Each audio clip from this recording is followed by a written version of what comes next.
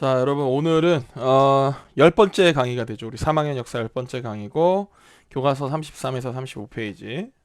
지난 시간에 이제 을사조약에 대한 저항, 개인적인 저항들을 봤다면 오늘은 이제 거기에 맞서서 을사늑약과 또 이후에 있는 이제 이 정미 7조약에 이제 이 대항하는 또 우리 민족의 의병 활동에 대해서 같이 한번 이제 배워보도록 하겠습니다. 송경환 선생님께서는 워낙 이제 역사에 대한 이해도가 깊으시고 또 EBS 1타 강사 출신의 빛나시는 명 강의를 하시는 분이라서 이제 시간 내에 압축적으로 딱딱 정해진 분량을 잘 강의를 하시는데 이제 선생님은 조금 이 능력이 부족하다 보니까 계속 이렇게 강의가 늘어져서 제가 시간 안에 강의를 못 끝내가지고 한 차시 안에 끝내야 될 강의를 지금 어쩔 수 없이 막 두 차시에 이어서 하고 그렇게 하고 있습니다. 여러분들의 좀 양해를 부탁드리겠습니다. 자, 지난 시간에 우리가 안중근 의사의 이토 히로부미 사살까지를 이제 같이 배워봤다면 오늘 이제 거기에 이어서 의병 활동에 대해서 같이 한번 보도록 하겠습니다. 자, 을사늑약이 맺어졌다는 소식이 퍼지자 전국적으로 엄청난 이제 의병 활동이 이제 일어나게 됩니다. 대표적인 의병 활동들 한번 보자면 우선은 충청도 지역에서는 이 민종식이라는 분이 사형 선고에 나중에 유배를 가시게 되는 분인데 이분이 잠시만요. 이분이 이제 의병을 이제 일으키시게 됩니다. 이분이 일으킨 의병이 약간 게릴라식으로 좀 이렇게 어느 정도의 이제 성과를 올렸지만 나중에 이분이 이제 잡히게 돼요. 잡히게 돼가지고 이분이 사형을 선고받는데 이분이 원래 이제 여흥민 씨 집안 사람이기도 하고 또 관직에 있기도 했던 분이다 보니까 이 사람을 이제 사형을 내리지 말고 그냥 귀양을 보내자 그래가지고 이 민종식이라는 분은 전라도에 있는 진도라는 섬으로 귀양을 가시게 됩니다. 그렇게 됐던 분이고 두 번째로 이제 볼 분은 전라도에서 이제 의병 활동을 일으키셨던 최익현이라는 분입니다. 이 최익현이라는 분은 여러분들 되게 유명해요. 우리가 그 을미개혁 그러니까 가보기역 차수로 따지면 3차 개혁 때 이제 단발령이라는 이제 영이 내려오잖아요, 그렇죠? 여러 가지 뭐랄까 위생과 생활의 편리를 위해서 이제 머리카락을 자르라고 하는 단발령이 이제 내려졌을 때 전국에는 유생들이 이제 여기 대해서 반대하죠. 머리카락이라는 건 신체 발부는 수지 부모다. 부모님으로부터 물려받은 내 소중한 머리카락을 갖다가 어떻게 함부로 자를 수 있느냐 하면서 이제 막 저항을 할 때 이 최익현이라는 분이 제일 앞에 앞장서셔가지고는 유명한 말을 남겼죠. 신의 머리를 벨 수 있을지언정 신의 머리카락을 베지는 못하겠습니다 해가지고 단발령에 이제 반대했던 인물이 이 최익현이라는 분입니다. 좋게 보면은 아주 강직한 성품이고 안 좋게 보면은 어떤 위정 척사파의 가장 선두에 서 있는 사람이자 봉건 시대의 어떤 그 신분 제도의 제일 정점에 있던 사람인 거죠. 개항, 개화 이런 거에는 그야말로 결사반대하셨던 분이겠죠. 이 사람이 이제 이 을사늑약이 맺어졌다는 이제 이 소식이 들리자 전라도 지역에서 이 의병을 일으키게 되는데 이분입니다. 지금 여기 있는 이분이 이제 이 최익현이라는 분인데 이분이 이제 군대를 일으켜가지고 의병을 일으켜서 황제를 구하겠다 이렇게 했는데 황제의 이제 병사들이 이 의병을 진압하러 내려오자 이분이 이제 뭐라고 하시냐면은 이 왕의 군대와 맞서 싸울 수는 없다.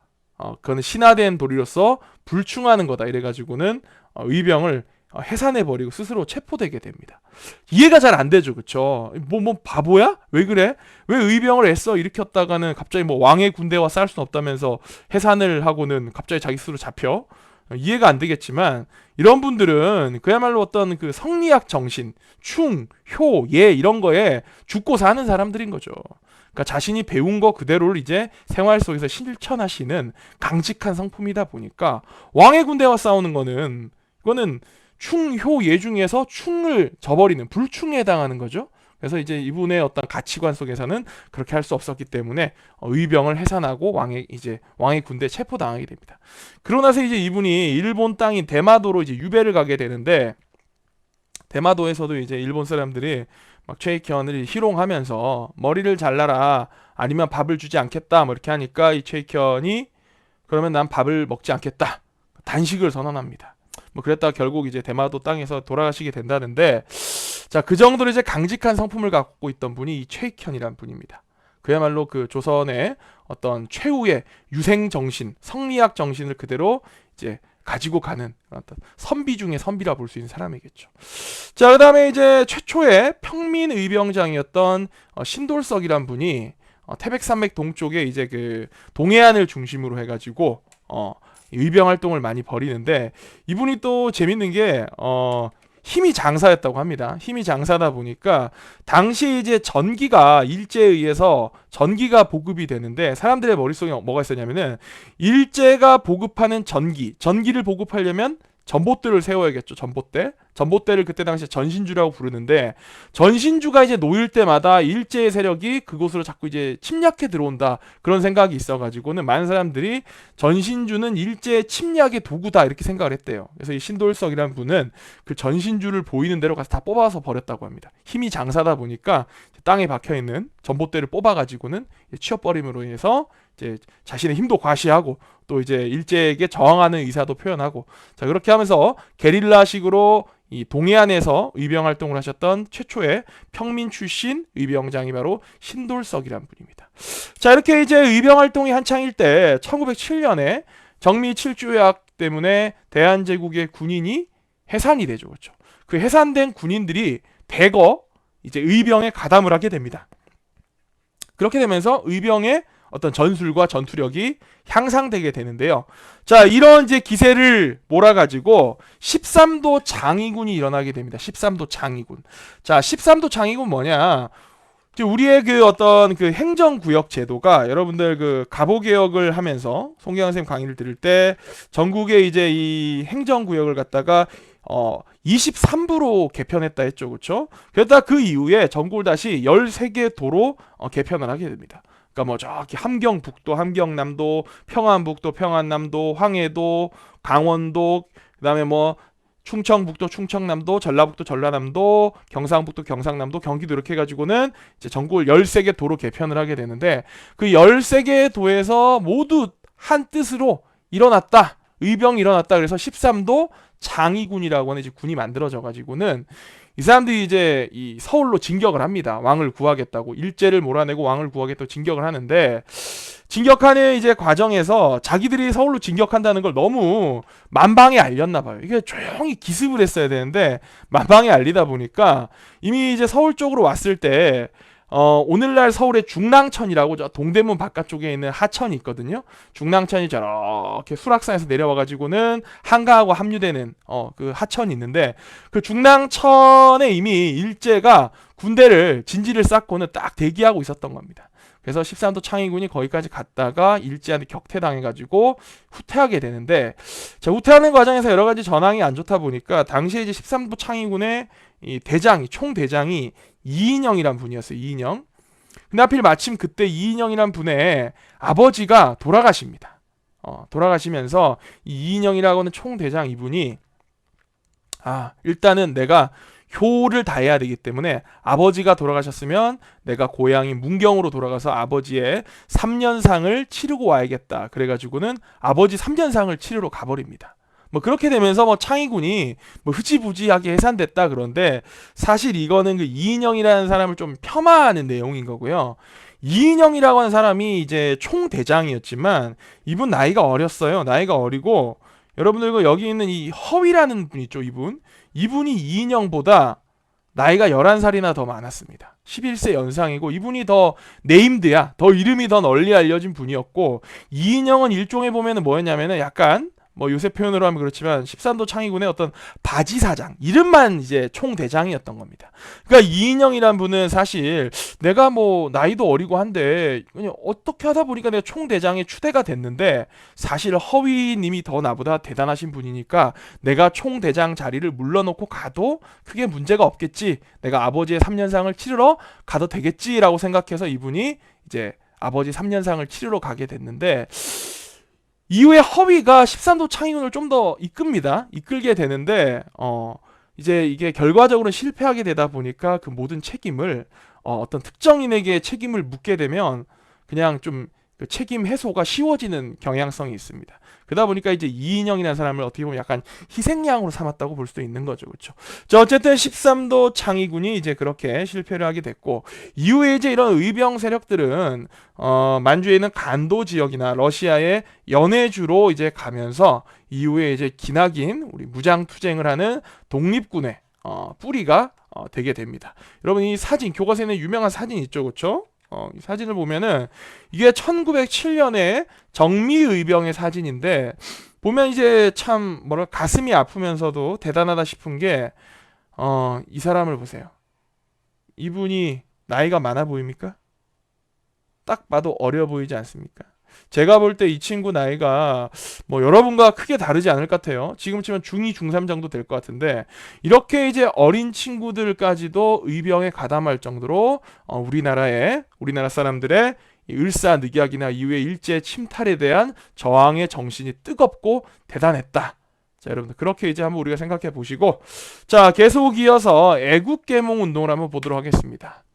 자, 앞서 배웠던 것이 어떤 을사늑약 같은 일제 침탈에 대한 개인적인 저항을 받고, 그리고 또 을사의병이나 정미의병 같은 집단의 이제 무장 투쟁의 활동을 봤다면, 세 번째로 볼 것은 우리가 일제를 어떻게 극복할 것인가에 대한 방법에서 우리가 열심히 공부를 하고 실력을 익혀서 우리가 일제를 앞지르게 되면은 우리가 일본의 침략도 다 막아낼 수 있고 극복할 수 있지 않을까라고 생각했던 사람들이 있어요. 그래서 그분들이 했던 이제 이 저항 운동이 바로 애국 계몽 운동입니다. 애국 계몽 운동.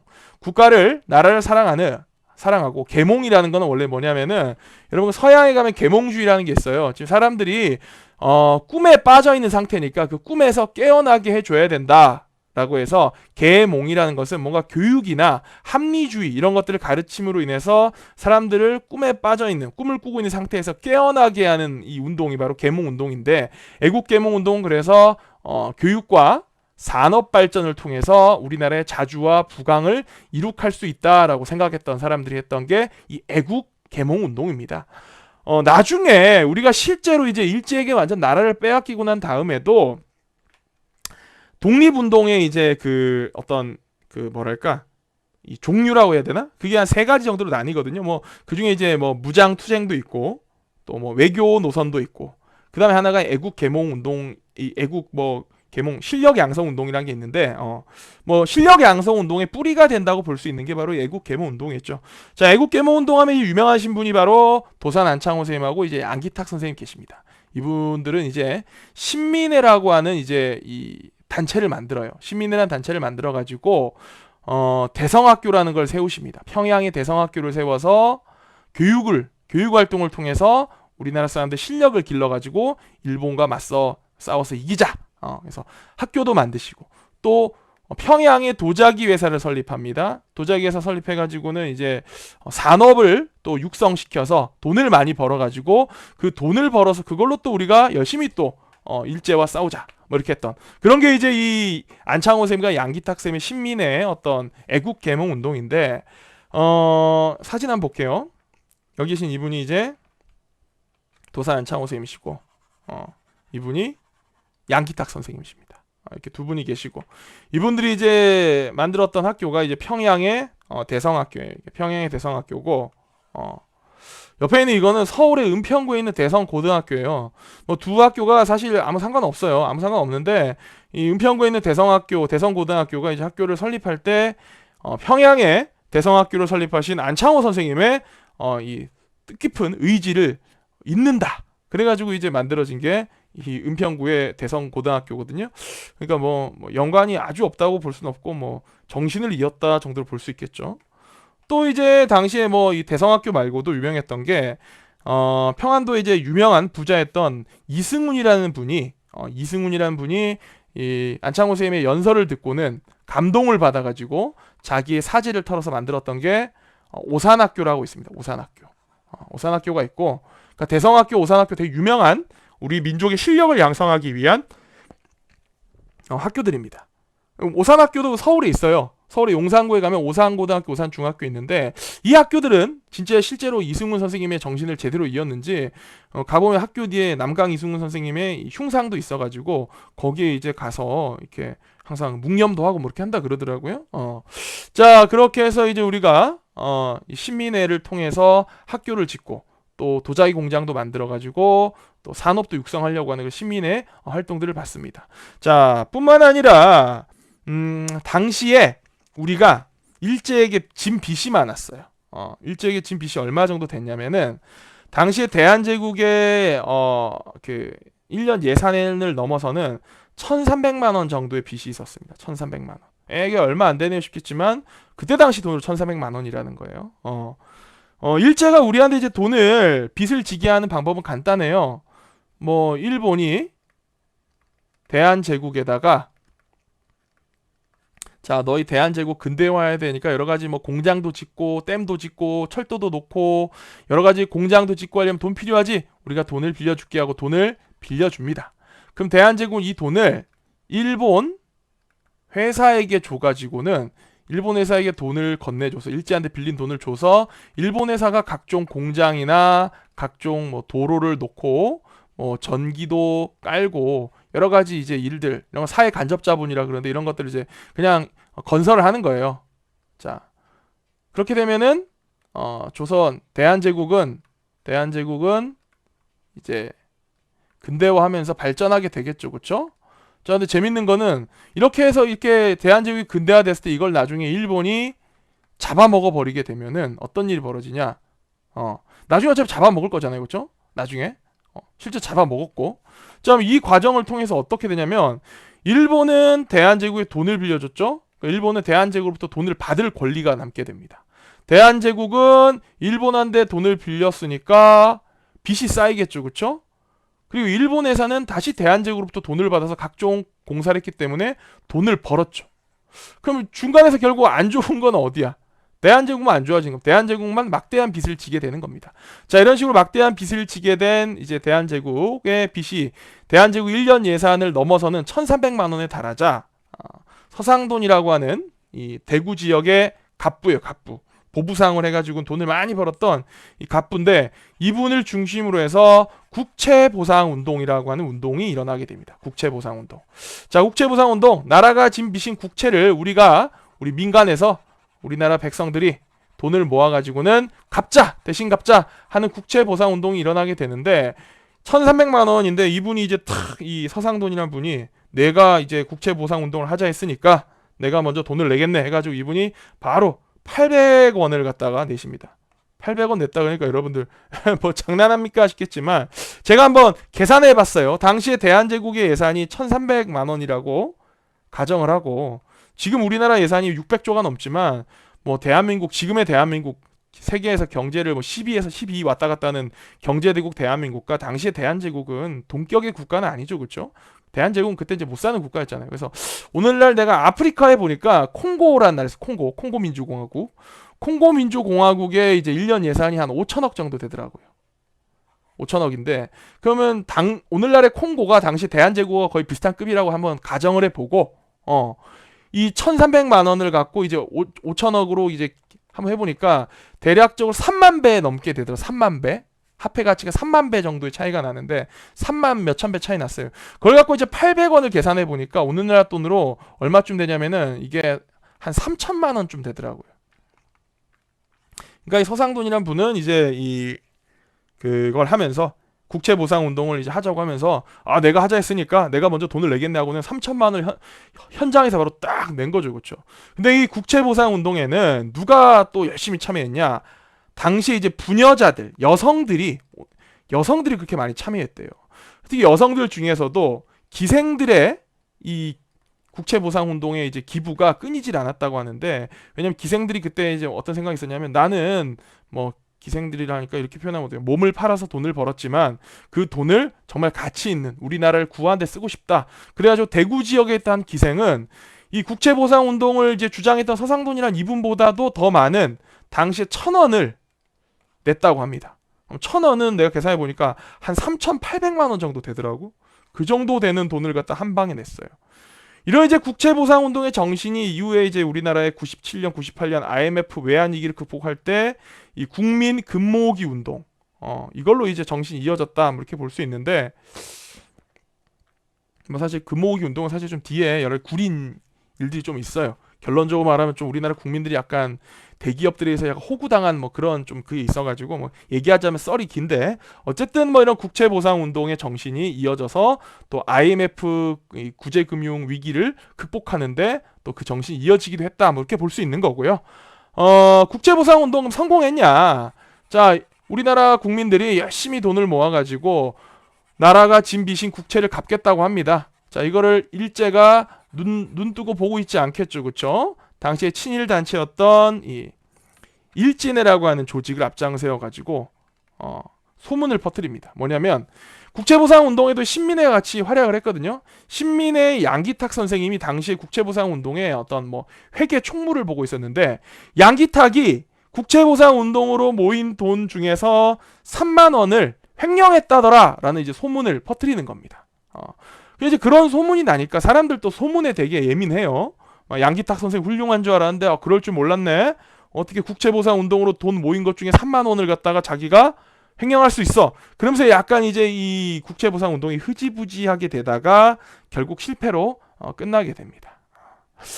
자, 이후에 이런 어떤 애국계몽 운동의 이 어떤 줄기는 국외에 이제 독립운동 기지를 건설을 하는 걸로 이제 뻗어나가면서 많은 이 애국계몽 운동에 투신했던 애국지사들이 이제 해외로 많이 이제 나아가시게 됩니다. 자, 그러면서 제가 하나 얘기할 게 뭐냐, 이 우리나라 근대화와 이런 여러 가지 애국 활동에 우리나라 사람들만 앞장섰던 게 아니고 외국인들의 도움이 컸습니다. 지금 여기 계신 이분은 영국 사람인 베델이라는 사람이에요.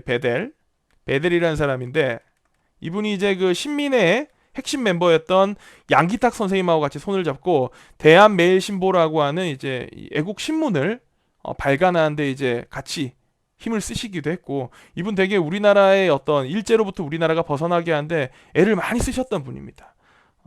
좀 안타깝게 젊은 나이에 심장병으로 돌아가시게 됐는데, 이분이 이제 묻혀 계신 곳이 우리나라 서울의 마포구에 가면 양화진의 그 외국인 이 선교사 묘지가 있어요.